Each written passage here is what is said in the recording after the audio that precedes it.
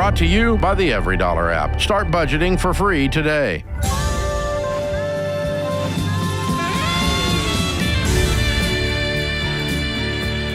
Live from the headquarters of Ramsey Solutions, it's the Ramsey Show, where we help people build wealth, do work that they love, and create actual amazing relationships. Dr. John Delony, Ramsey personality, #1 best-selling author, PhD in counseling, and host of the very popular Ramsey Network show, The Dr. John Delony Show. He's my co-host today. Open phones at 888-825-5225. Christy's in Sioux Falls, South Dakota. Hi, Christy. Welcome to the Ramsey Show. What's up? Hi, Dave. How are you doing? Better than I deserve. How are you? I am hanging in there, holding on to God's promises. I hear you. My husband, we have 6 children together. We've been married for almost 20 years, and he wants to file for a divorce this summer. I've been a stay-at-home mom for 14 years. I've had a little bit of part-time income, what works with our kids' schedule, but essentially everything's valued under him, so to speak. Just trying to figure out how to financially prepare myself for everything coming ahead. Holy moly. What happened, Christy? Honestly, I really don't know. Back in 2010, when we had our third child, we actually used to teach FPU and paid off all our debt. Things were going really well. Had 3 more kids. And then in 2020, my husband, when we refinanced our house, confessed to me that he had been using credit cards and drove up some debt. So we took out a little extra money on our home loan to pay off those. He promised me he was going to cancel all those and they were going to be done. And then earlier this year, I found out again he had driven up almost $60,000 in credit card debt. So we took out a second mortgage against the house to pay for all that because, as you can imagine, all the credit card fees was hundreds and hundreds of $1,000 a month, not to mention the balances. And then things went downhill really quickly after that. So, it's been a very difficult year. Our oldest started college this year. We've got kids from 18 all the way down to 4 years old. Oh, gosh. The 4-year-old is in my preschool class currently. I'm a preschool teacher to try to make money because I can have my son with me. Life's a little chaos. I just want to try to be prepared. I just found out that he hasn't been paying my life insurance, so I'm going to need to get a new life insurance policy as well. Just kind of everything's up on end. When you say he's I trust you filing, and I appreciate your advice. Well, I appreciate that. When you say he's filing for divorce this summer, is he still living with y'all? Yeah. So you don't get to make that. That's like pulling a pin on a grenade and rolling it in the living room and saying that's going to blow up sometime. You don't get to do that. Because you're dead men walking. There's going to be a cancer in your house. He's not saying you don't get to do it. He's saying your husband. Yeah, he didn't get to do that. If you're divorcing me, then you're out. Because here's the thing. Out of our marriage back in the fall and stuff, and I wasn't allowed to talk to him anymore, and he quit sleeping in our room and started hiding in other parts of the house, and I'm not allowed to know where he's at, and we don't communicate about the kids. It's gotten really he's not allowed to live there anymore. Yeah, he's out. Because now he's a man who has said, I don't want to be in a relationship with you anymore, spiritually, romantically, or legally. And if your spirit leaves, you should take your body with you. Yeah, now he's a man that is causing havoc in the lives of your kids and with you. You can't have your cake and eat it too on this one. Yeah, I don't know what to do about it, though. So have you contacted an attorney yet? I'm meeting with one on Monday to figure out what some of my legal rights are. Good for you. And what does your husband make a year? He makes I think it was $117 on our last tax return. Okay. So your legal rights in most states with 6 children and a 20-year marriage he's not going to have much of that $117 left by the time he finishes with alimony and child support. It's almost all going to go to you and the kids. What if he pushes it? I was a 50-50 No, that's the law, honey. It's not. He didn't get to push. Okay. His opinion doesn't matter. Dave, tell me if I'm wrong. I think 50-50 is about assets. 50-50 is assets, but it's not. I'm not talking about I'm talking about his income, the amount that a judge in most states will give you on a 20-year marriage on alimony, plus 6 children worth of child support, percentage-wise, is going to take, those two things together are going to take up a lot of that 117, and it's going to go to you to take care of the kids. So you're not going to have to take care of the kids and feed them and pay the house payment on a part-time daycare salary. And you can get your life insurance. And by the way, he can go ahead and start paying that now when he moves out next week after you meet with your lawyer. Your lawyer can explain to him that that's what his stuff is going to be, and so he can start paying that now. In most states, the judge will require that. I'm not an attorney, and I have no idea how you do things in South Dakota. But in most states, that's a general law, the way things flow, okay? And so I'm always amazed that guys think they're going to just walk away and take all of their income, and they have 6 kids left back there. Well, they imagine, and it's like I'll be sure and send you $5, honey. Right. Well, it's like. Yeah. Christy, I want you to ask your attorney this one important, multiple questions, whatever you have, but make sure you ask this question. I'm hearing this happen more and more and more, where somebody says, I want to divorce you, but depending on what state you're in, whoever files, quote unquote, looks like the bad guy. So I'm wondering here if he's trying to force you into filing because he thinks somehow that's going to help him financially on the back end, or he can go to a judge and be like, I don't know, man, she just filed on me, and here, just poor old me. So ask your attorney if it matters who files the paperwork. In most states regarding child support and alimony, it won't matter. Good. It won't matter. Now, on some other things that we're arguing about, maybe. Okay, a judge might step in and have some leeway, but it's a matter of law. It's not a matter of the judge's whimsical decision. Sure. But Dave, I cannot tell you how often I'm hearing this now, where somebody doesn't want to, they want out of the marriage. And most of the time, they don't want to be the bad guy spiritually. Before God, I'm not the one that filed, although I caused the thing. I caused the thing. I left you. I caused chaos in your house and finances. But I abandoned you with 6 children. After running up credit cards 3 different times deceptively. This guy's a real treat. Yeah. And dude, you just said it. It's so important. People think when they're in a tough spot in their marriage. Everybody gets in those moments. Or there's a bunch of kids running around. You're exhausted. Work's crazy. The government's all this stuff. And you think, if I could just extract myself from this situation and plant myself somewhere else, all this would go away. I want to get a divorce. And Dave, you called it out. It's important to know that's just not how divorce works. When you extract yourself and you just plant yourself somewhere else, man, it comes with so many other strings and payments and connections, and there's juggling kid schedules so many and things all that the law is going to dictate to, even without Christy wanting it. Yeah, the law is still going to make him do certain things in most states. Again, not an expert. I'm not an attorney, and I don't practice law in South Dakota. You need to talk to somebody that does on Monday, and then you need to start taking a position of strength on this. This guy is playing weird stuff going on here. Yeah. It's sad. I'm so sorry you're facing that. I hate this for Christy.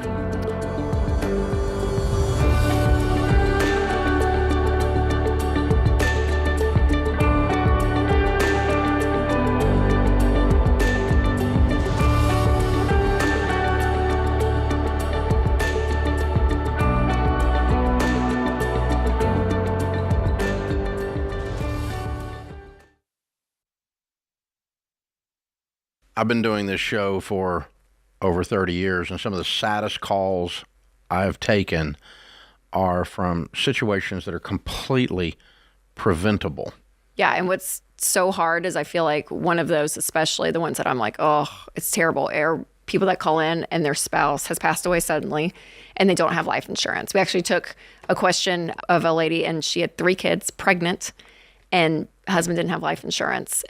And I'm like, I can't even imagine. Or even if it was opposite, right? If a mom passed away, there's a dad with kids and trying to figure out, how am I going to afford childcare? How do I outsource some stuff that maybe she was doing? And it just takes the grief and the sadness of something like a sudden death to a whole new level. Like when you have to think through, how am I going to pay my bills? How am I in the going to middle eat next week? Yeah, in the middle of all that grief, like it's terrible. And so life insurance is the one thing, especially as a mom with 3 little kids, that I'm like so big on for people to get because it's inexpensive. Xander is the place that Winston and I actually get all of our life insurance, and we keep re-upping it because I'm like, I just want it there. Like there's something about that safety of knowing that you have money if something suddenly happens. And it doesn't cost much because Xander shops among a gazillion different companies. It doesn't cost much. You just have to admit that someday you're not going to be here. You got to say it out loud, and you got to say, I'm going to say I love you to my family by taking care of them and taking the time to put this stuff in place. The cost of stinking pizza. It really is. So that is one thing to do, to say I love you to your family. So we've used Xander for all of our family's needs for insurance for many years, including, of course, term life insurance. To get a free quote, go to 800-356-4282. That's 800-356-4282, or go to Xander.com.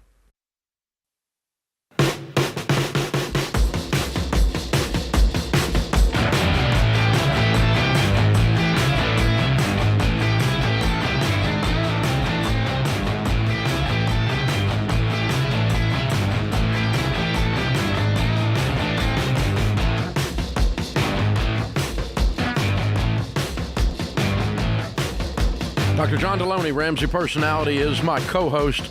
Suzanne is in Denver. Hey, Suzanne, how are you?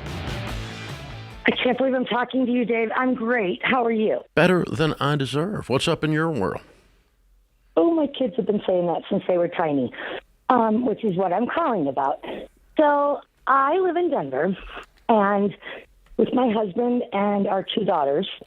Our younger daughter, Mary, who always used to say, better than you. She got it wrong. I'd say, what does Dave say? But anyway, she's 19 right now. 3 years ago, she was in a catastrophic car accident, and she's okay, but she's got ongoing lifelong things.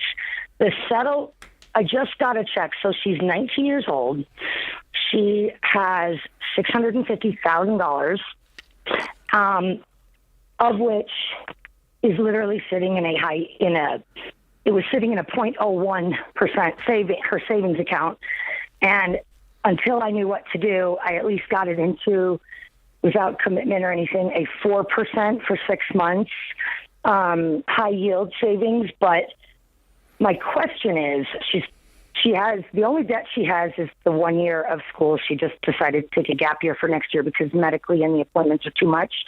So I don't know if she's going to go back, but we do have a student loan. But if she doesn't, it's going to kick in 6 months probably.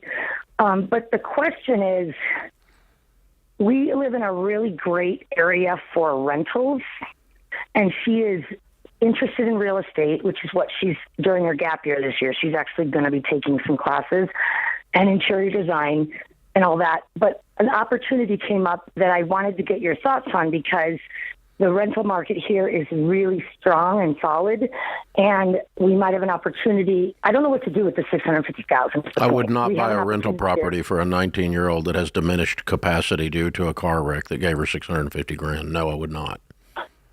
Okay. She doesn't need the drama that tenants represent and that a leaking roof represents and the heating and air going out represents. Managing property is a pain in the bahunkus. Okay, so I looked into it a tad bit, so I'll take your advice and not go further on that. The only thing I was thinking is with the management company and all that, I think it could, based on what I've seen after fees and stuff, again, and talking to a real estate friend of mine who would be doing this with us, it looks like the profit, if we were doing that, and I'm not saying it says like we shouldn't, but my mindset in calling in was her profit. I'm sorry. Okay. Is she of such diminished capacity that you're now her power of attorney? No.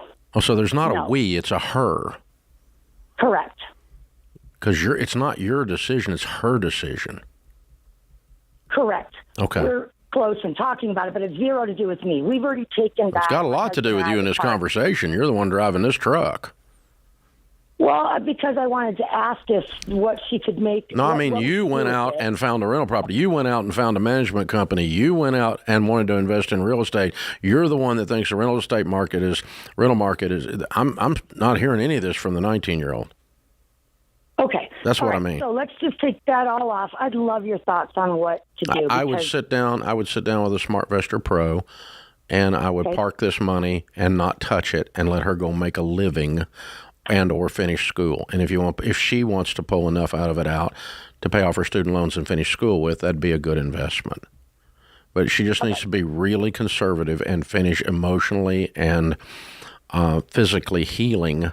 You said she's having ongoing issue. What is the ongoing issue from the wreck?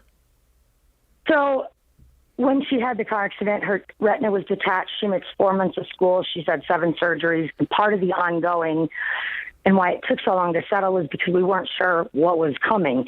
Now we have a good sense of, she's on our insurance rate now because she's 19, but like our portion up until now, it's probably it's $6,000 every year just for these quarterly portion of her Botox shots for her migraines and all of her. She's got neck issues and she's had several surgeries, but she's going to be able to work.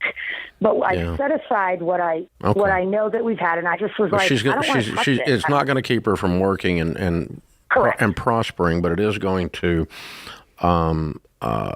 cost some money in ongoing medical for at least a while. Correct. That's fair. So I would just park that money with a SmartVestor Pro in some good mutual funds where you're making more than a high yield savings, and I would make your life very, very uncomplicated. Let her life be very uncomplicated.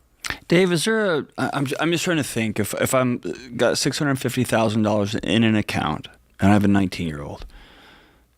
The goal of that money, and tell me if I'm out to lunch here, it's not like $650,000 fell from the sky for me to invest and try to get a maximum ROI on it.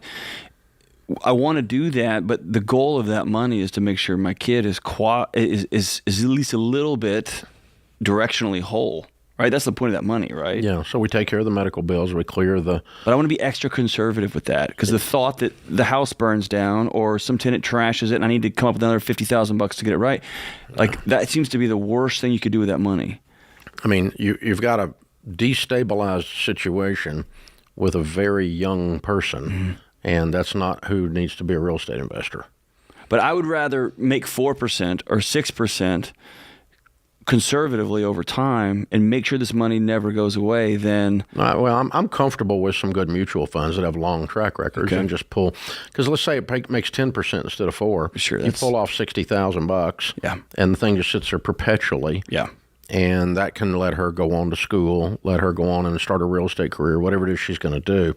But and that can be some massive money when she's 40, but 50. it's the amount of stress that it takes to make that money compared to managing rental property is almost zero. Right. And so, I love rental property, but it's the last thing you need to be doing, in the middle of a stressful situation. Sure. Especially as 19-year-old. It literally is the definition of stress, being a landlord. I mean, it's like, that's how you define stress, being a landlord. And I don't care if you got a property manager or not, because the property manager is just going to call and tell you what the tenant was doing. I mean, it's too late. I mean, you still you're the one absorbing the blows. And you need to send us $350 because we sent somebody over there to repair something. Yeah, exactly. And that probably could have gotten done for $200. Right. That kind of stuff. Yeah, that's so. Property managers don't magically make real estate easy. That's not how it works. Even if they tell you that, they do, and especially if they tell you that they do. Rio is in Tampa. Hi, Rio. Welcome to the Ramsey Show. Hey, how's it going? Better than I deserve. What's up? So I was thinking about trading in my car that I finance now to get a truck for work reasons and just like investing in myself, I guess. It would lower my car payment and it would also lower my car insurance. But then I would lose all the equity that I already have paid in my car. So I just don't really know what to do right now. I'm sorry. What are you investing in with a truck? I don't understand. Like I've always been in like the construction. So I just started my LLC. I want to take my my painting business more seriously, and I do sales in roofing. So it's like easier to have a truck because I have the ladder, and then I can take a ladder out and just kind of get up on the roof and stuff like that. So it's hard to do the things that I like to do. The roofing company that you work for doesn't furnish a truck with a ladder for you to go do estimates? No. How do you get on the roof? So I usually have my boss meet me, or it's like a commission-based sales job. How much did you make last year doing that? I just started working with them. Yeah, you don't go buy a truck for somebody you just started going to work for. No. Yeah, no. I get that 100%. Yeah, no. I'm going to sit right tight until you get to making some money, kiddo. Right now, you're just dreaming about stuff. Go make some money. Go make some money. Go work and make some money. And that'll solve a lot of these problems.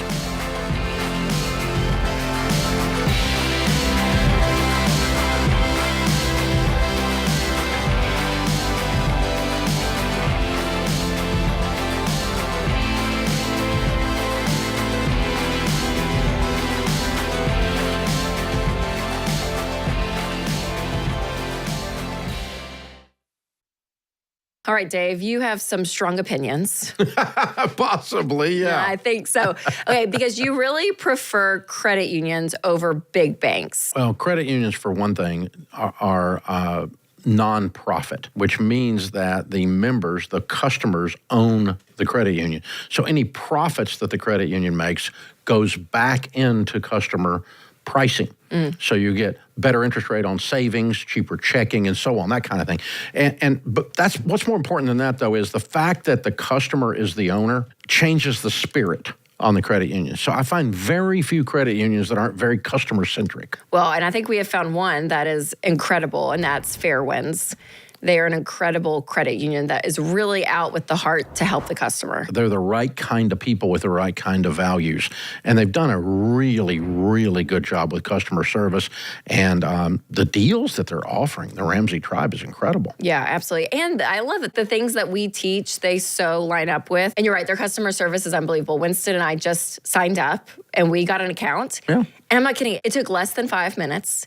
It was so user-friendly. Like, the step-by-step approach was unbelievable. And then the next day, my phone rings, and it says Fairwinds on my phone. So I answered it and talked to someone there, and they said, yeah, they give calls to every new customer. And so, again, they just really care about your experience, and I so appreciate that. Plus, anything that you can do at a traditional branch, you can do with them at fairwinds.org or on their app, and you'll have free access to over 33,000 ATMs. Hey, you guys know how much I hate banks in general, and so for me to do this is a big deal.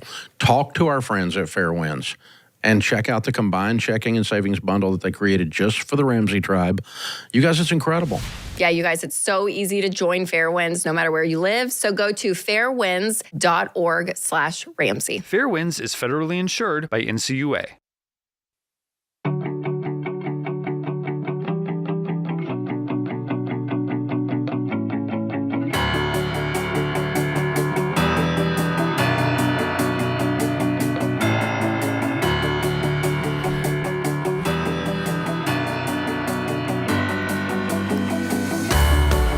Ben is in Phoenix. Hey, Ben, welcome to the Ramsey Show. Hey, how's it going? Better than I deserve. What's up? Hey, so I have a question.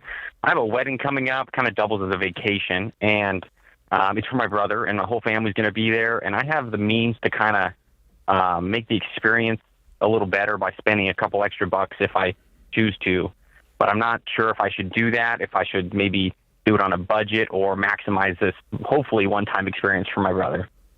Yeah, I'm sorry. Who's the wedding, you or your brother? My brother's getting married, but my whole family's going to be there. It's kind of a destination thing, and I see. the wedding's one day, but we're all going to be there for probably about 10. I see. And so you want to pay for the family to do some stuff while you're at the destination? Yeah, and unfortunately, my siblings aren't as financially responsible or savvy as me. So how much is this? How much is this gift going to cost you? Well, so that's the thing. I would probably spend an additional $1,000 to do the things that we were interested in doing. But that's probably the most it would get up to. Are you in debt? No, I'm not in debt. Okay. How much money do you have? In savings, I got about $15,000, and then my Roth and 401k probably combined to be about 55, 60. And what do you make a year? Base, I make 82, and then I can bonus up to 50% of that. Okay. So can you afford to set $1,000 in the middle of the floor and set it on fire?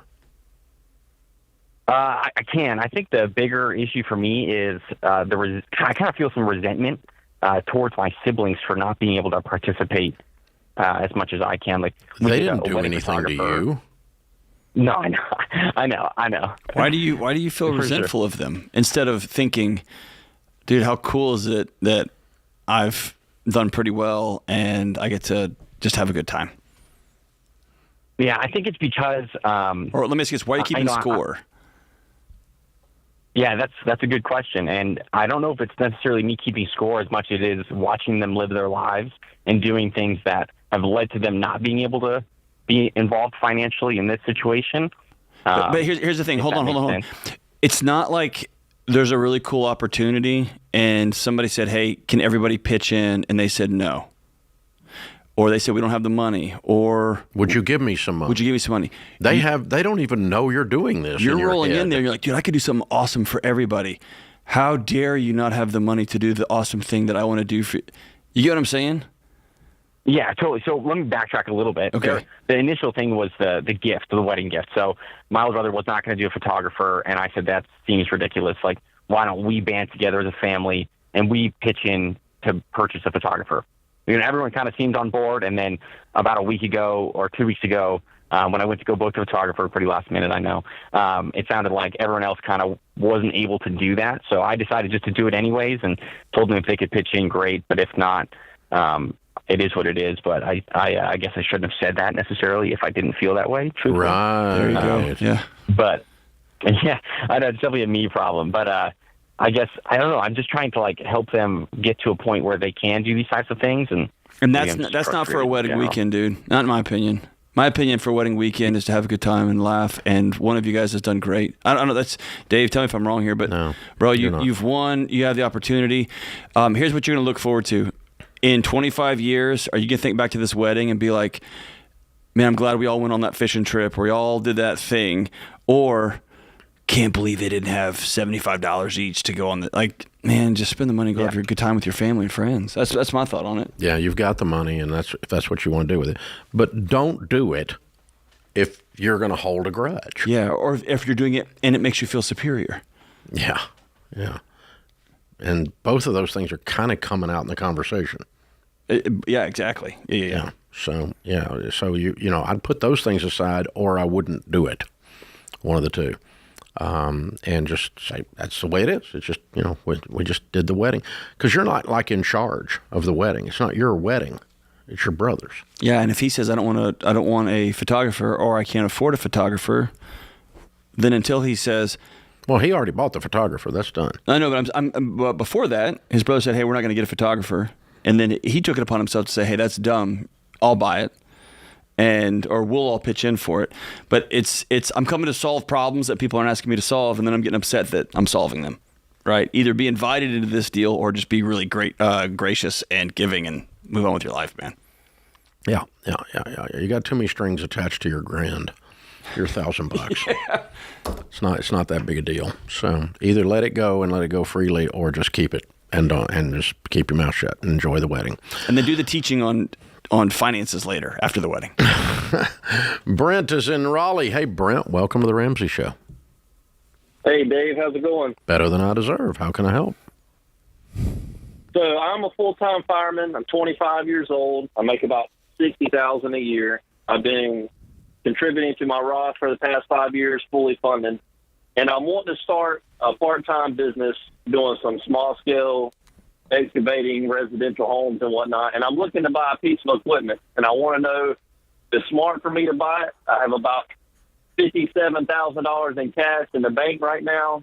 Get a used piece of equipment for around $35,000 to $40,000. Would it be smart for me to buy this equipment straight out with cash? Would it be smart for me to finance part of it so I can have some left over in case of a equipment breakdown or truck breakdown? And I'm just looking for some advice on that. Well, most of the firemen that I know and I've worked with over the years do very well on their side hustle. And because it's a wonderful schedule to be able to build side hustles in. But I think I'm hearing that you are. It sounds like. What is your experience with driving this piece of equipment? Have you done it before? I have. Ever since I've been about 16 years old, my uncle owns a large-scale grading business, so I'm pretty familiar with operating equipment. I've been doing it for quite a while. Mm-hmm. And what makes you think there's a market enough for you doing this part-time with this one dozer to make $35,000 back on a side hustle? That sounds awfully deep. So I'd be looking to get an excavator. Some of my family does pool business, and part of that would be digging pools for them on the side. A guy that I work with does septic tanks part-time, so part of the business will be from him. Kind of relying on both of them to get my foot in the door. Okay, if you got some of those things moving, some pools and some septic tanks to dig, what kind of money are you thinking you would make? I'm thinking anywhere from $1,500 to $2,000 a job, maybe. And how many jobs are you going to get a month? I'm shooting for maybe 2 to 3 a month starting out with. Yeah, so you break even in a year. So you work for free for the first year. Correct. I think there's better side hustles than working for free for a year. Is it possible to rent one and give it a shot and see how this first year plays out? Absolutely. Average rentals for a piece of equipment like that is about $1,500 a week where I'm at. Yeah. That does sound right. So here's the thing. I don't want to do a side hustle that I break even on in 1 year. If I'm going to do a side hustle, I need to break even on it in 2 months. And so I'm not excited about investing $35,000 to make $35,000 the first year. That's not a good business model for you. I think you can use your effort doing something else. Now, I don't know if renting one is the answer. Probably not, unless you lined up 5 jobs in a week, and you rent it for $1,500 and you make $8,000 in a week or something. You could do that, but Brian, I would not do this.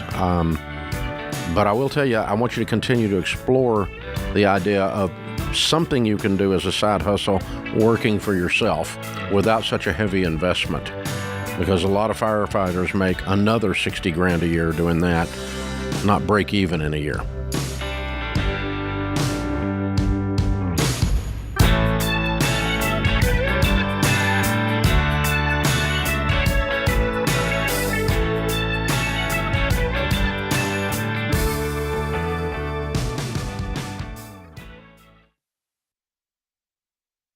Hey, technology has changed a lot in the last 30 years. Now the hot topic is AI, and I understand that it might seem intimidating. But if you use AI the right way, it's just another tool to help you work smarter and faster, like a calculator or a cordless drill. So if you run a business, you'd better get on board with it before you get left behind. And NetSuite by Oracle offers AI-powered tools that help small businesses improve efficiency and make smarter decisions by bringing all their major business processes into one platform. That way there's one source of truth for the real-time data you need to take advantage of opportunities. Then you can forecast better, scale more efficiently, and streamline those manual tasks that take too long. So join the more than 41,000 businesses, including Ramsey Solutions, that rely on NetSuite to help tackle some of their biggest challenges. And right now you can download the CFO's Guide to AI and Machine Learning at netsuite.com/Ramsey. That's free at netsuite.com/Ramsey.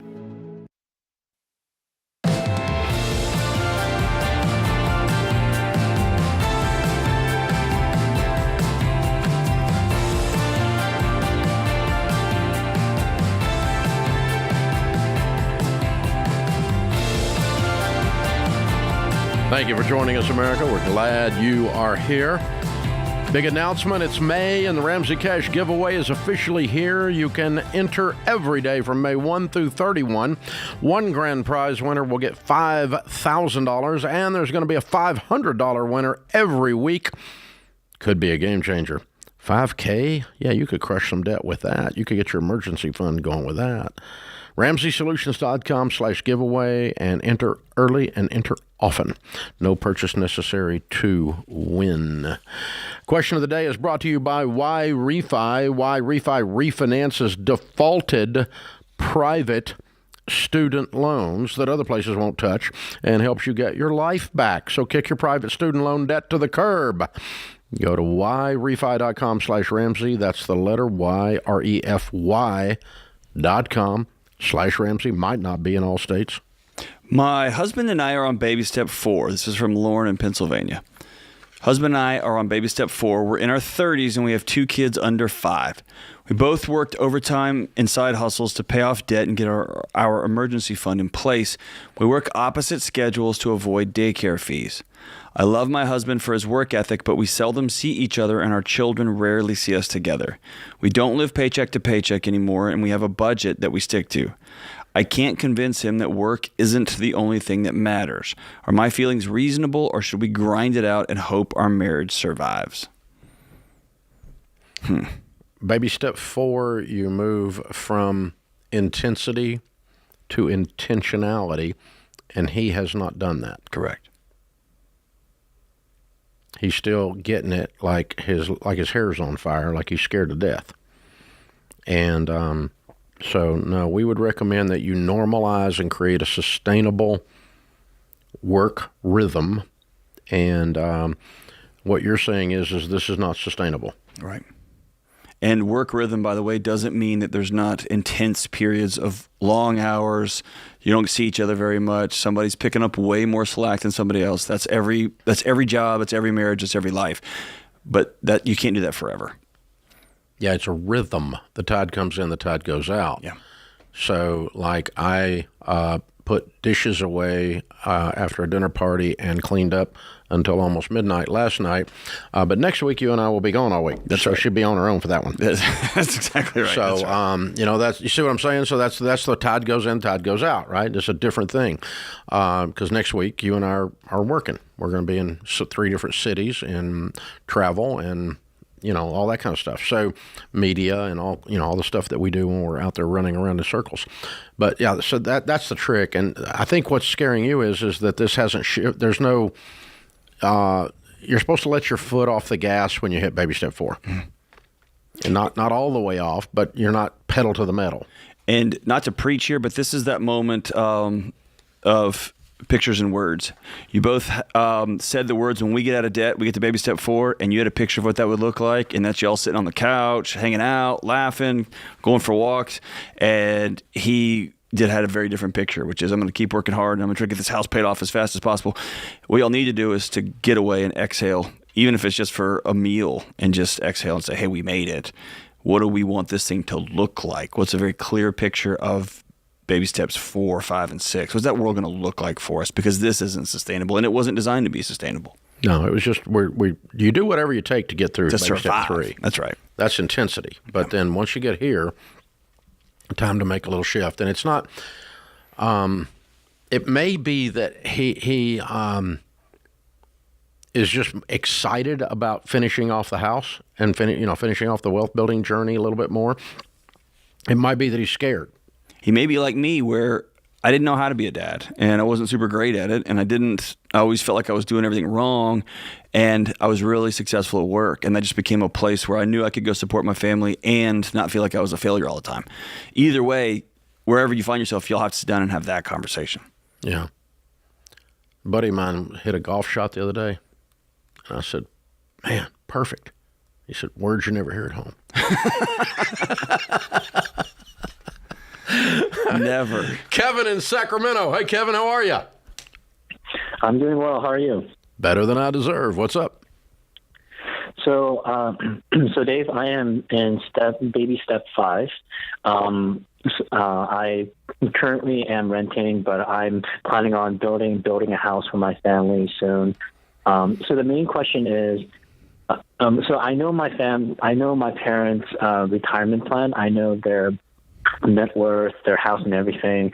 And after having calculated everything for them, like they're barely going to scrape by. So I'm wondering, should I go towards like baby step 6 or take a much more active role in my parents' retirement? Have they invited you into that conversation? Are you doing this for them? So we had a financial conversation, and they told me everything, and I actually did this calculation for them because I got that part. But did they say, "Hey, can you help us"?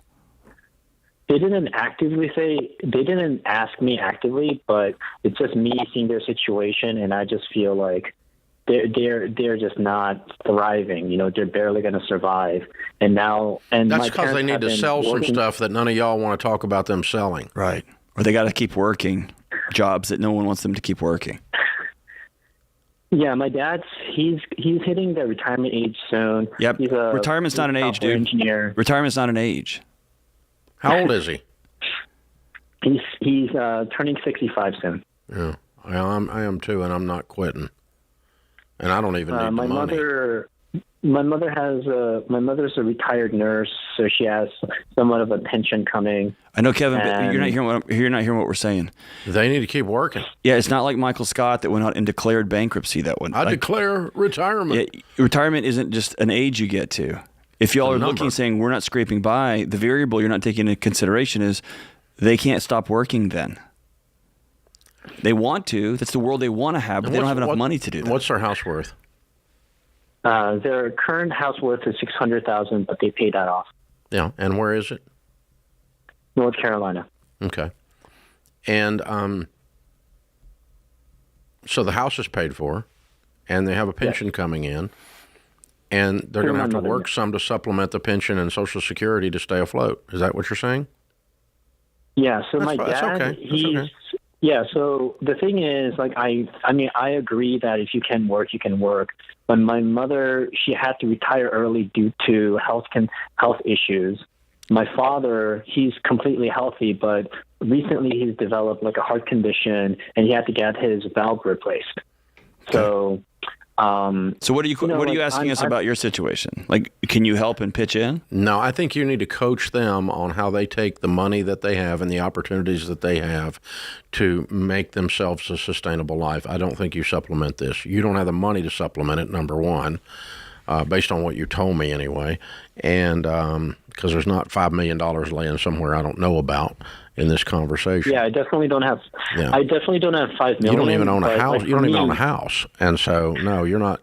You know, they own a $650,000 house. They kind of got it up on you right now, and so I think they need to reconfigure their life to live within the income they can create and or have coming in. And if that means selling the $650,000 house and moving into a $350,000 condo, I'm okay with that. And if that means that they work some, and she's a nurse, but she can't maybe go walk the floor as a nurse, but she probably can do a lot on remote work as a nurse. I would imagine there's lots of remote things she can do sitting at a computer using her nursing knowledge that will make some money to come in and without straining her physically. And once his valve is replaced, what can he do? Probably not going to be digging ditches or running marathons, but could he do some things with his mind or that he has learned over the years and bring in another $1,000 or $2,000 a month consulting fees on something? Sure.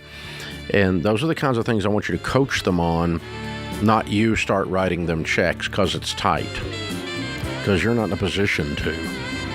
And now everybody goes down with this ship because they won't deal with creating a sustainable mathematic situation. Dealing with reality is hard, man. Nobody wants this, but this is just where we find ourselves. Yep. It's a tough thing. Sorry.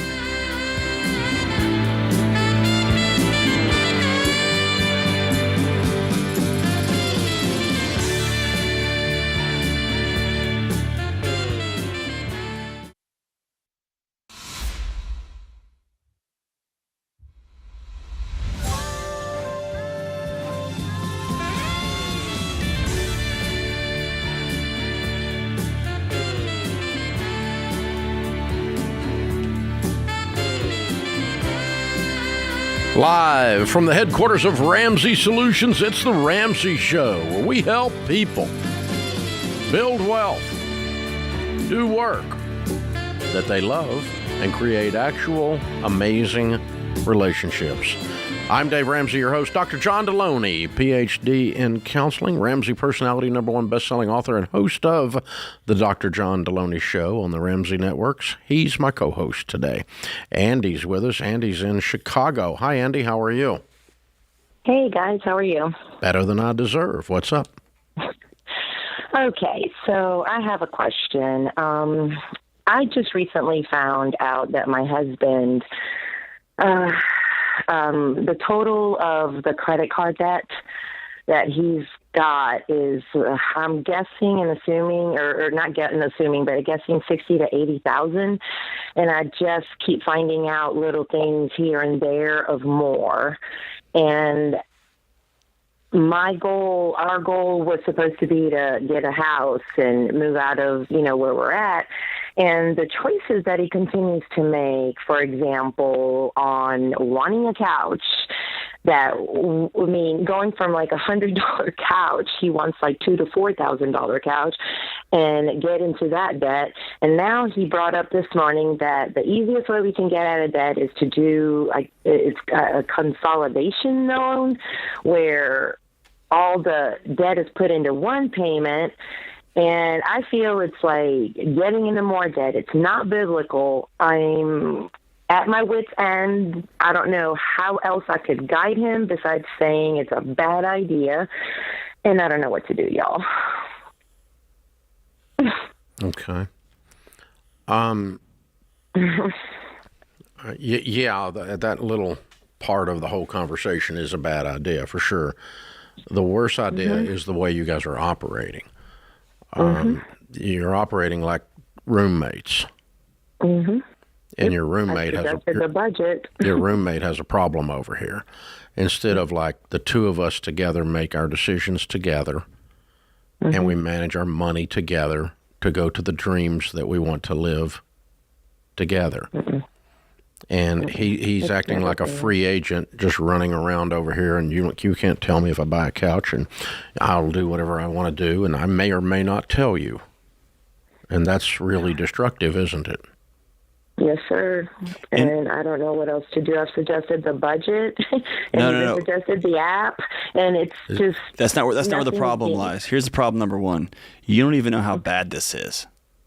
And until you both sit down and pull credit reports and you actually have real data in front of you, pull all three of them and you look and see who do you owe money to. And here's why you have to do it that way, because you don't trust him, because he keeps lying to you. He keeps telling you, no, this is it. And you find out there's a couch note. And then you find out there's another note. And here's the second problem. You tell him, hey, I'm so scared about our financial future. You know how you say those words to him? You're stupid. This plan doesn't work. Why don't you budget? You don't say those. Instead, you say, you say, I'm scared. But that's the way you talk to him. Hey, this is a dumb idea. And he doesn't hear that. He thinks, nope, you're dumb. And then then he's hiding couch receipts somewhere. Instead of you saying, do you love me? Because if you do, I'm so scared about what happens next for us.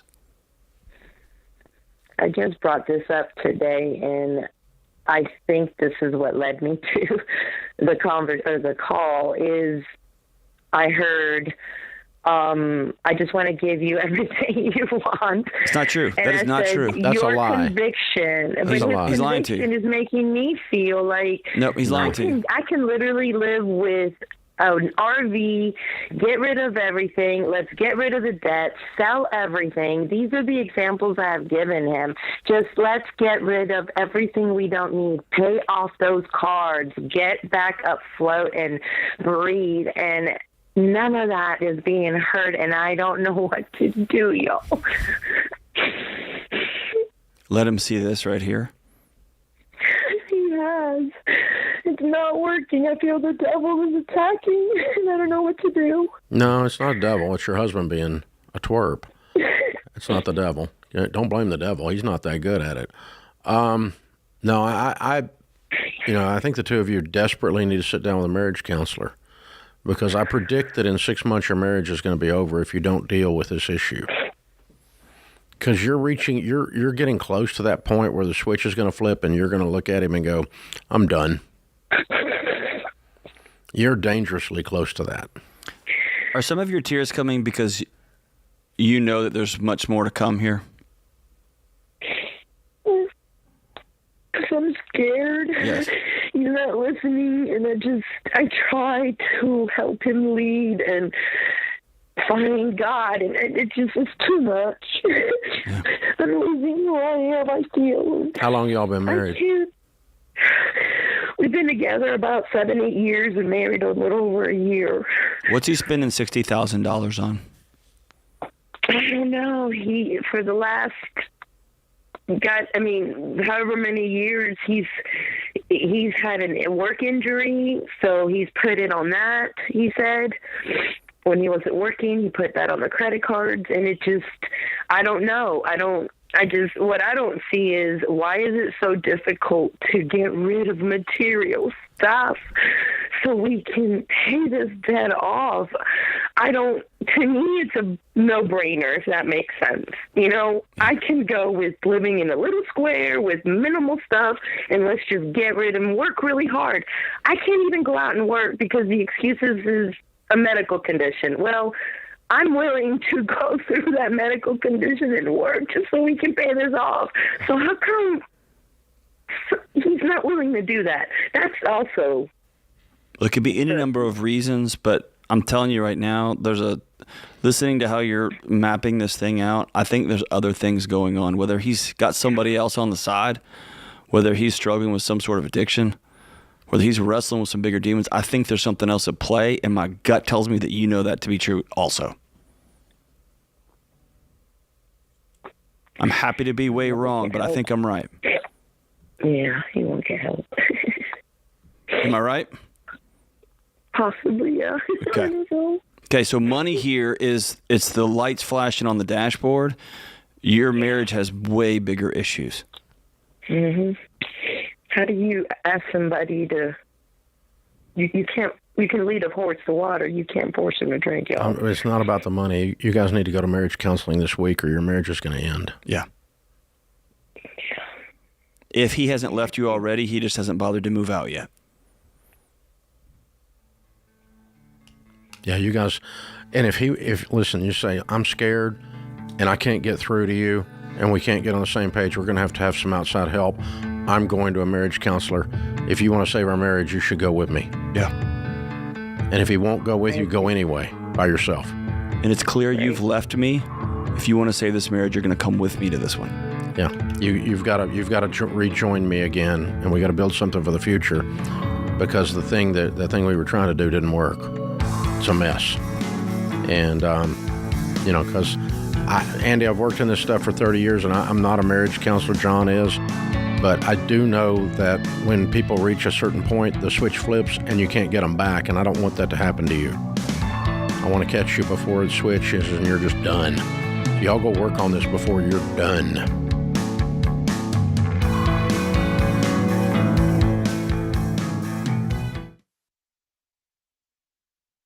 Hey, you guys, health insurance costs are only moving one way, and that way isn't down.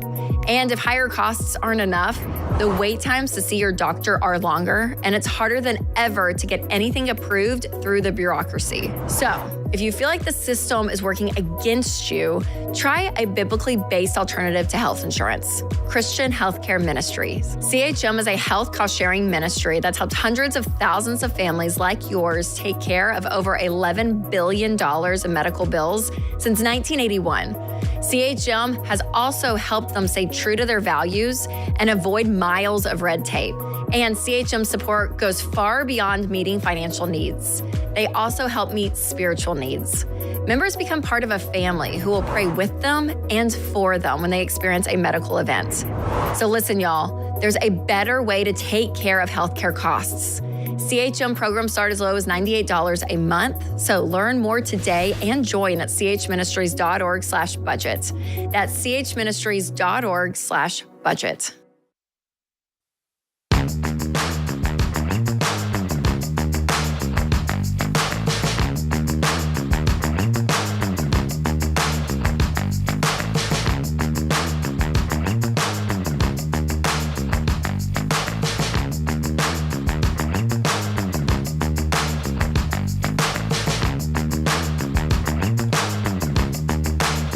Brittany is in Rhode Island. Hi, Brittany. Welcome to the Ramsey Show. Hi, Dave. Thanks so much for taking my call. Sure. What's up? So our situation is that we're needing to buy a bigger car because we're about to have our third baby. Some dear friends of ours mentioned that they'd be interested in buying it off of us, and both my husband and I felt called to just actually give the car to them. The car is worth about $10,000, and then, of course, last week the check engine light comes on. I bring it in for the repair. It's going to cost about $4,000. Wait a minute. Okay. What is a check engine light equaling $4,000? Yeah, so there's an oil leak that's kind of, I guess standard to Subarus, and it's kind of all over the engine. And they've said at this point they need to take the engine out, replace all the gaskets, and it's about a 16-hour labor job. That would be the Subaru dealer. It is, yeah. We took it to our mom and pop. Well, absolute bull crap. Gave us a $3,800 quote. Yeah. So we're kind of looking at wait a minute. Who gave you a what? A mom and pop shop that we trust gave us $3,800 quote. So you've got two quotes, and they're both in the same neighborhood? Yes, exactly. Okay. And verified again. We've got some mechanics that we know. We've had a few people verify, like, yes, this is the job that needs to get done. So maybe we find someone to do it for a bit cheaper, but still we're probably looking at like the $3,000 to $4,000 range. But this couple offered to buy the car from you, and y'all wanted to give it to them. Yes. Why does anything change other than you say, "Hey, we're going to give this to you, but it's going to need $4,000 worth of work"? I guess I just feel like we offered them or committed to them a $10,000 gift, and they can use it. And now we're giving them a car that may or may not. I don't know if this problem's going to recur. Where did this 10,000 number pop into your head? That's now become because it's now become a debt. You feel like you owe them this. Yes. Who do you owe? Yeah. I guess we don't. It just feels like that's what, I committed. And giving them less than that just feels wrong for some reason to me. I don't think it's wrong. Well, if it had started with out of the blue, you felt like God told you to give them that car, maybe. But out of the blue, they were going to buy it. And you flipped it to free. Yes. So that changes the equation in my mind and releases you from the obligation to fix the car. So instead of paying $10,000 for a $10,000 car or $8,000 for a $10,000 car, they're going to pay $3,800 to have their free $10,000 car fixed. And I think they still got a deal. An incredible deal. There's still a lot of generosity coming off of you, like $4,000 worth or $6,000 worth. Okay. Yeah. No, I would have this conversation with a smile on my face. Like, all right, here we go, guys. You know how this works. We're going to give you this car. We're still going to give it to you. Here is both of the two estimates that we just got because, of course, the lights came on. Yeah, and if y'all don't want it, it's okay. It's cool. We'll just sell it to somebody else because we want you to know what you're getting into. Yeah. Okay. And everybody we don't want rolls their eyes. We don't want to give you a broken car and you not know it. We want you to know what you're getting. It's not as good a gift as we all thought it was going to be because we drove it one more week and the engine light came on. If you already had it and the engine light came on and it was 2 weeks later, you would have you'd be sitting in the same situation. Okay. Yeah. All right, so bring him into the decision, and you think definitely don't pay the $4,000 to repair it. No, I'm definitely not paying the $4,000 to repair it. I wouldn't if it was me. Now, and I get that you have you really feel strongly you've done your due diligence on this, but I'm just still struggling with an oil leak turning into $4,000 worth of every gasket, and the whole stupid thing has to be replaced, and the engine has to be pulled. I can't get there, and I'm not a Subaru expert, but I have pulled a few engines and put in a few gaskets. And I'm not a certified mechanic, but I'm also not going to believe in anything. Anytime the dealer gives me a $4,000 quote, that generally means somewhere else it's at least 50% of that in general, just in general. Okay, I'll give you an example. Guy called here last week. He 2,000 miles outside of the warranty. The engine in his 2-year-old Jaguar blew. They want $35,000 to put a Jaguar engine in it. The dealer does. 2,000 miles outside of the warranty. You think Dave's doing that? No.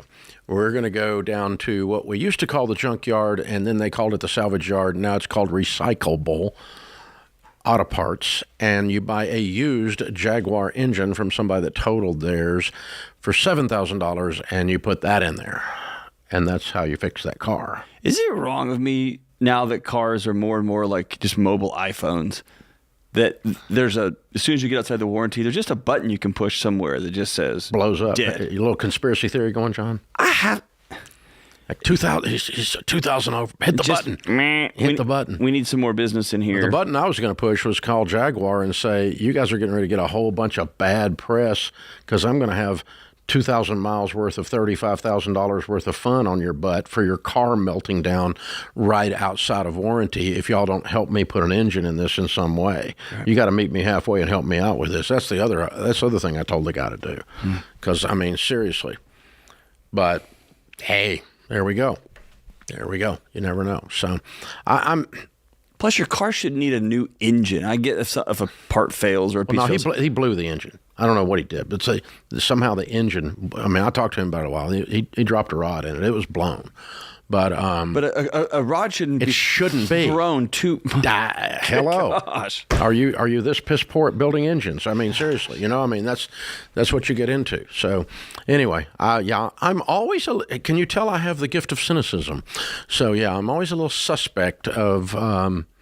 These things, and I'm not saying mechanics are crooks, that's not it at all, but dealers, let me tell you, I do know this statistically. There's an interesting fact for you people. The square footage in the new car auto dealer that makes the most money for the auto dealer is the finance office. They make more money on loaning you money than they do on selling you a car. The square footage that makes the second most money in the new car dealership is the shop. The shop. Because the markup is freaking retail and then some. That's right. And so they just make bank on it, man. It's that simple. And you get 50 emails a week saying, hey, you need this, you need this, you need this. So you really get, if you're a car dealer and you understand your business, a new car dealer, you're in the car business not to sell cars, but to sell financing and repairs. And oil changes, yeah. When I bought my last car, I told the guy, he said, hey, you want to go ahead and take out this, it was like some kind of short-term warranty because this is the average amount of repairs this car is going to need in the next 2 years. And I said, whoa. If you already have an actuarial table that says this thing's going to break this many thousands of dollars in 2 years, I'm out of this car. I thought it was a great car. And he's like, no, that's not what I mean, man. I said, no, if you're telling me I need to give you extra money so the brand new thing you're giving me isn't going to break. And he's like, well, that's not really what I'm trying to say, man. And I was like, I don't do warranties, man. I'm good. But like, man, if they're already telling me, hey, what we're selling you is going to break here soon, and so give us some extra money, that's just not a product I want to be a part of, man. Dude, Dave, I'm so sick of the shakedown. Can you tell we both have cynicism? I'm just so sick of it, man. Here's why. You and I can afford it. There's too many millions of Americans who are just trying to get to work and back, and they're dealing with this crap, and it just makes me sick to my stomach. It pisses me off, man. Yep, amen. This is The Ramsey Show.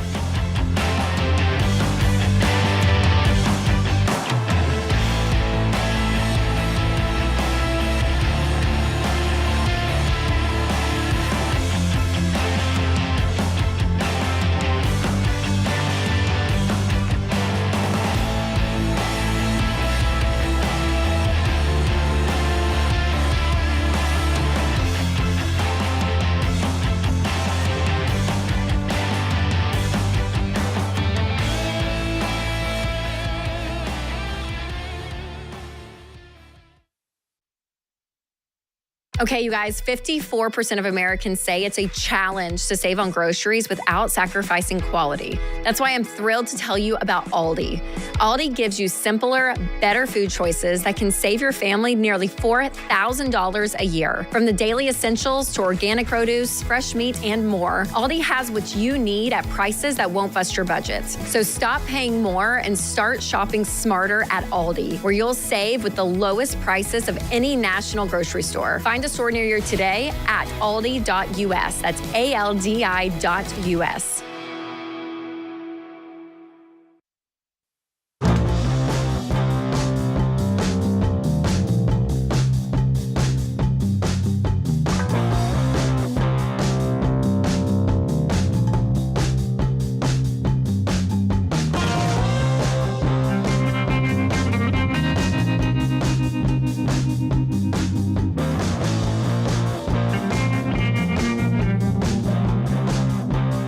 Grant is in Philadelphia. Hey, Grant, welcome to the Ramsey Show.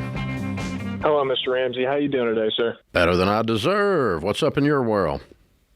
So I was wondering, I know this is a bit of a generalized question, but I was wondering if you had any advice or tips for listeners who feel limited in their potential due to issues, with mental health.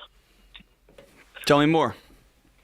All right, so just to give you a little bit of background, I'm not in a deep financial hole or anything like that, but there is a bit of family history. Part of it is addiction. Part of it is mental health. My mother had depression and anxiety. My father, gambling addict. Great parents at the end of the day. Very fantastic parents. They did a good job. But family history there that just kind of caused disruptions in my childhood and then into adulthood. On my personal end, my mother passed away in 2017. When that happened, I received an inheritance, obviously, and I just was not smart with it the way I needed to be. Instead of investing it, instead of using that to catapult myself into a stable future, I ended up spending it. I still think about those mistakes to this day, and now I'm in a situation, I'm approaching 30, I would like to be able to start a family, have financial stability, all these different things. But those past failures combined with the family history really just kind of put a damper on those thoughts, so it's hard to have long-term motivation. Do you have mental health diagnostics? Have you been diagnosed with emotional or mental health disorders? Yes. So when I was younger, I was diagnosed Asperger's syndrome. Now that's changed since then. Obviously, they got rid of that diagnosis, so I think it's just autism. Disorder. But, I mean, outside of that, there's definitely a little bit of anxiety and things of that nature. So given just the 2 seconds you just unpacked 30 seconds you unpacked your childhood, what I would love to tell you is it sounds like for the last 25, 27, 28 years you've been surviving, and congratulations, you made it. Did you do something dumb with money? Yes, we all do. And the only thing you can do anything about is what happens next. And so let me ask you something. Any time you sit down and you think about blowing all that money, have you ever been able to figure out how to get some of that money back and deposit it into your checking account? So, I mean, like in terms of the money that's already gone, like I do think about just how could I have been smarter with it? And like in the present day, how can I budget my money? How can I make sure that money's set aside for emergencies, for a future? So in those avenues, I'm doing well. I do have money saved up. I have a 401k. I have a Roth IRA. Good. But And you don't have a mental health diagnosis. No, I mean, so what you are is like a normal 30-year-old person. Yeah. That made a mistake once with money. You don't have any limiting factors. In fact, you scratched and clawed your way out of a pretty hellacious childhood to get here. Thank you for that. Sounds like you're pretty strong to me. You're a lot stronger than you think you are. If I were you, I would go sit down with somebody and get retested, just to clear your mind. I don't want you Googling, I have some sort of diagnostic or some sort of self-limiting factor. And there's not, John, correct me if I'm wrong, but I'm not aware of any environmental, but no physical inherited. If your dad's an addict, it doesn't make you an addict.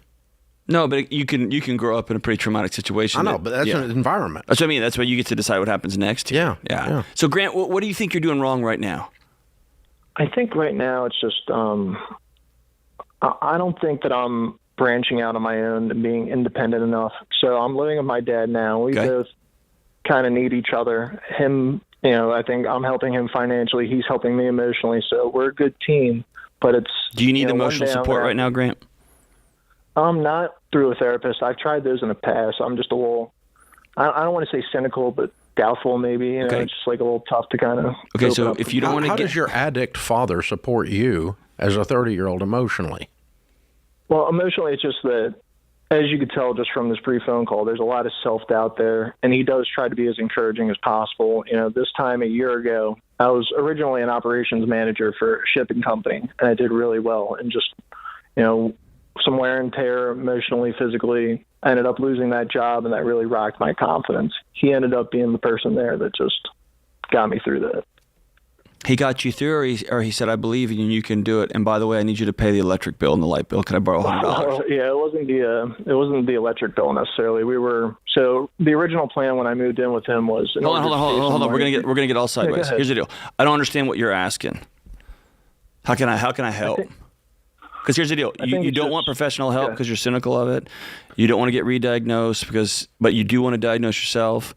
You don't want to get away from some of this toxic behavior that you grew up with, yet you want to live with your dad. You want to be secure with money as a 30-year-old, yet you still feel compelled to fund his life. All these are choices you're allowed to make. You're a grown adult.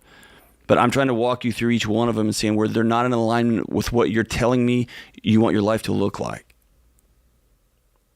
And so how can I help? I see where you're coming, absolutely. How can I help? I think it's just, I guess, how can I branch away and become independent? Move away. Get a job and move away. Branch away and become independent. Get a one-bedroom apartment and say, Dad, in 2 months I'm going to be out here on my own because it's time for me to be a 30-year-old man all by myself.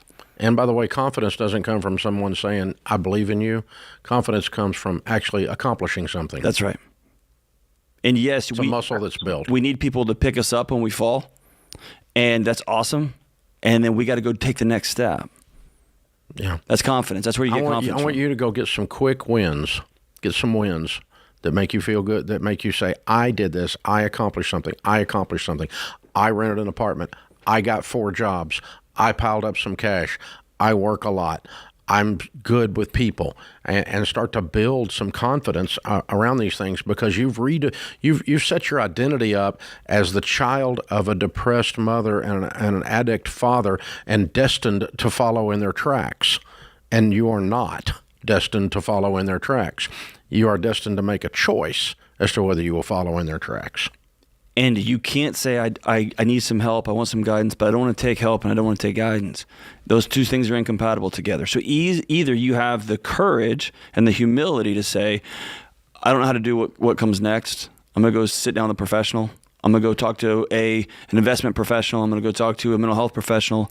I'm going to talk to somebody to walk me through this. Cool. Or I'm just going to keep staying in the same situation. At the end of the day, I'll give you a quote from my friend Michael Easter. Do something. Do something that is different from the situation you're in right now. Otherwise, everything will stay the same, except it will degrade. It will slowly decompose underneath you. Yeah, those continuing to do the same thing over and over again and expecting a different result is the definition of insanity. Yeah. That's what the 12-steppers say, and they're quoting Edison when they said that, so, or Einstein, one of the two, I can't remember which, but either one. So, yeah, it's, So when I went broke, Grant, I got and lost everything. I also lost a lot of my confidence. And I'm a brand new dad and a husband, and I'm obviously lousy at all of it because the water and the electricity got cut off in the house that my children lived in.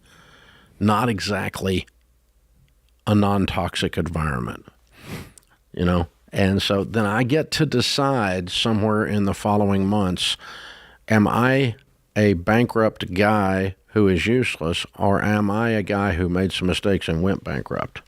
Those are two different sets of identities. And I had to make that decision consciously as an act of my will. And by the way, my parents went bankrupt when I was a kid. So does that mean it's always destined for my children then to go bankrupt? Is this like a DNA thing? Well, crap, no. You get to choose what happens next. You get to choose not to do the stupid stuff that causes bankruptcy. And so, in the following 35 years, I've become a multi-millionaire, choosing not to do the stupid stuff that caused me to file bankruptcy. And because I'm not defined by that, it's something that happened, something that I did, but it's not who I am. And that's a different thing. It's not who I am based on my parents, and it's not who I am based on my failure, because failure is a momentary thing. I found something that didn't work, and I changed it, went to something that does work. It's a definition of wisdom.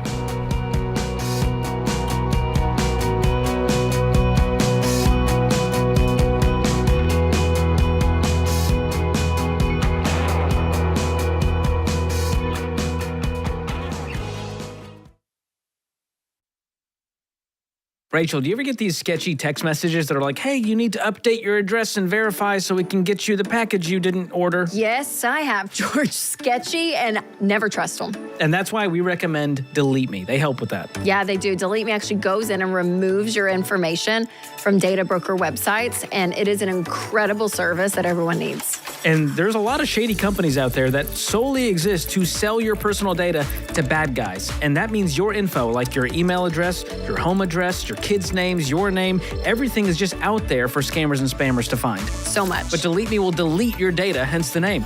It's gone. They'll wipe it out for you so you can sleep easy. That's right. And then once they remove your information, then they're going to send you a detailed report telling you where they found your information, when they removed it, how many hours they've saved you. I mean, it is incredible. It's so detailed and it's beautiful. Get this. So far, they've reviewed 27,000 listings on my behalf, removed me from 240 data broker sites, and saved me 77 hours of time. It's incredible. Absolutely amazing. And Winston and I now get fewer texts, weird emails, spam calls, all of it. I love it. So you got to be sure to check them out. Ramsey fans get 20% off their annual plans. Just go to joindeleteme.com/Ramsey. That comes out to less than $9 a month. Super affordable. Again, that's joindeleteme.com/Ramsey. Make sure to check it out, you guys.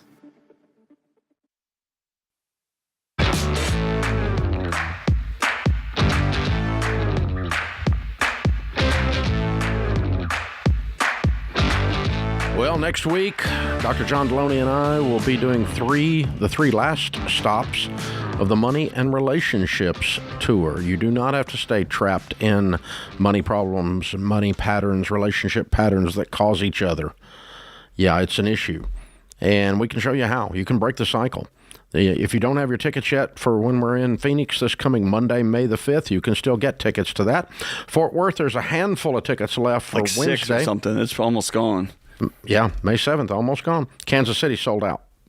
It's Friday, May 9th. I think there might be some singles in there if you pull up the website and look at it, but you're, if you want to come with somebody, you're going to be sitting apart. So it's sold out. If you're tuning in on YouTube or podcast, click the link in the show notes or go to RamseySolutions.com/tour. We would love to have you in Kansas City, in Fort Worth, in Phoenix. Check it out. Amber's in Houston. Hey, Amber, what's up? Hello, I'm calling today because my husband and I are severely in debt, and we are trying to determine whether or not selling our home would be the best course of action. All right, tell us about it. Okay, so, basically we're roughly $215,000 in debt. That's excluding our mortgage. What kind of debt is it? So $115,000 of it is student loan. Roughly $50,000 is credit card debt, and then another $48,500 is a home equity loan. Okay. Yeah, I know it's horrible. It's horrible. What's your household income? About $8,000 a month. Okay. Now, how much was car payments again? We don't have car payments. You don't have car debt. So you have a home equity loan. So what'd you run all this debt up on? What's it all from? Well, full transparency, obviously that's why I'm calling, is that we bought a new house a few years ago, and obviously we started using credit cards uncontrollably, and we did a consolidation loan to pay off credit cards. That's the home equity loan. But it didn't cover all of it. The home equity loan is to pay off the original debt we had on credit cards, but it didn't cover all of it. And you didn't stop spending. You're absolutely right, yes. It was a huge mistake on our part. Okay. So what's your home worth? The home loan is the mortgage. It's $213,000 for the home that we're currently in. Okay, and the home equity loan again was what? $48,500. Okay, and what's the house worth? About $375,000 right now. Okay. All right. Well, you can work your way out of those two things. How much is the credit card debt again? 50, right at 50. Okay. And you have 115 in student loans? That is correct. Okay. How old are you guys? 48. How you get $115,000 of student loans at 48? You never paid on them since college? Honestly, very minimal. So they've just been hanging around for 20 years? Well, the amount of money yes, the amount of money we're making now just recently changed, probably in the last 5 to 7 years. Prior to that, the income was very low. And so at the time, I mean, we were just barely making it. And then obviously when the income changed. Okay, when did the income change again? I would say probably in the last 5 years or so. Okay, but you immediately adjusted your lifestyle up and are spending all of it. Correct. Okay. And now we're seeing that it's out of control. And, you know, obviously we're thinking about retirement, what we're going to do in the next 15, 20 years. And I don't know. It's depressing, to be honest. Yeah, I can imagine. All right. Okay, the first thing I would do is the two of you, both of you, sit down. What are your cars worth? Nothing. They're both 2004. Well, I don't want to say nothing, but they're both 2014 models. I'm going to say maybe $3 grand, $3 or $4 grand. Yeah. I mean, I'm driving a Ford Focus. He's driving a Dodge Charger. Yeah. Okay. All right. All right. So the answer to the equation is the problem here is not the credit card debt or the student loan that's been hanging around. The problem is you guys have never in your married life learned how to live on less than you make. And it's caused all of these other things. Mm-hmm. So the first step is to learn to live on less than you make. Get out all the credit cards and cut them up tonight. And you and your husband sit down and open the Every Dollar budgeting app and fill out a budget that you're going to stick to next month. Then we're going to work extra above the $8,000 and earn some more money. We're going to look around and see what we can sell. We're not going out to eat anytime soon. Like it's going to be 3 years before you see a restaurant unless you're working there. You're not going on vacation. You are broke people. Broke people don't go out to eat, and broke people don't go on vacations. You've got to change this cycle. You don't need any clothes. You've got a bunch. You don't need any toys. You got toys coming out your ears. Motorcycles, Sea-Doos boats, lawnmowers around, any of that? No. Okay. All right. Then I think that's why I'm struggling the most. Well, you've been spending your money on experiences.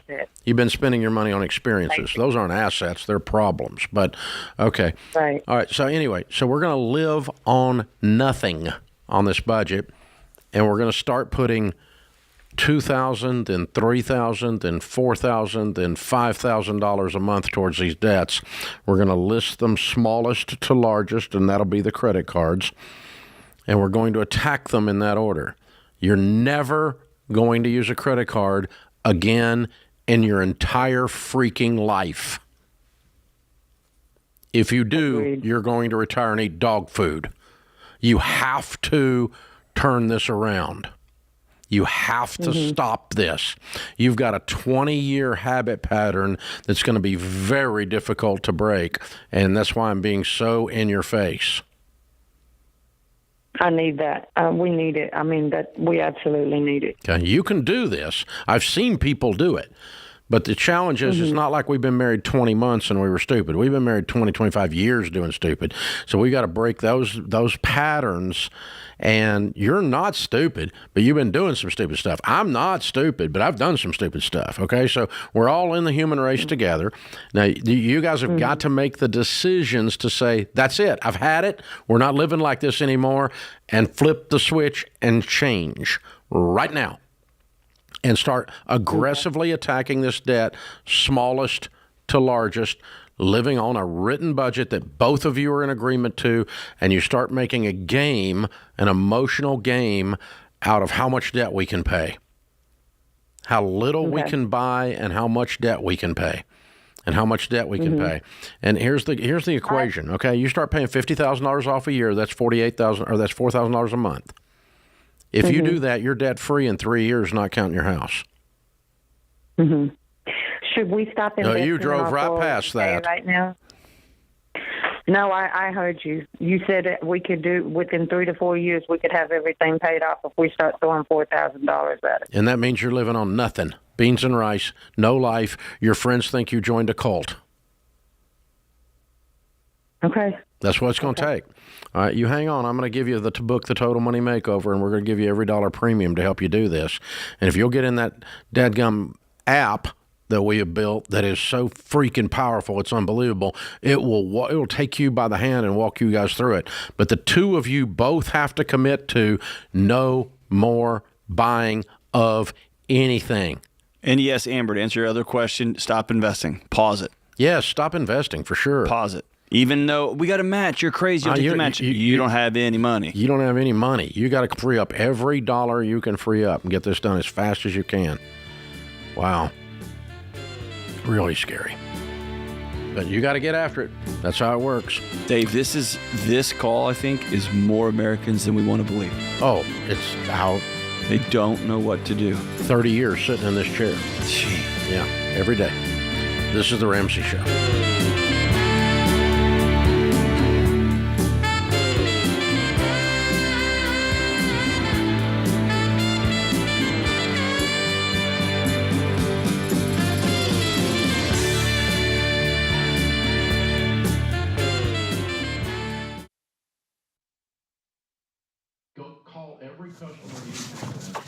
Hey, what are you still doing here? You know the rest of the show's happening on the Ramsey Network app, right? So you got to jump over there to continue watching. You can download it for free. Just go to your app store, type in Ramsey Network. It's completely free, and I'll drop a link in the show notes to make it easy for you. So if you're watching on the app, you're in luck. But if you're watching anywhere else, this show is over for you. So jump onto the app and let the fun continue. All right. Go on now. Don't make it weird. Okay, I got nowhere to go, so you need to go. Okay, bye-bye now. All right, it's getting weird over there, guys. What do we do?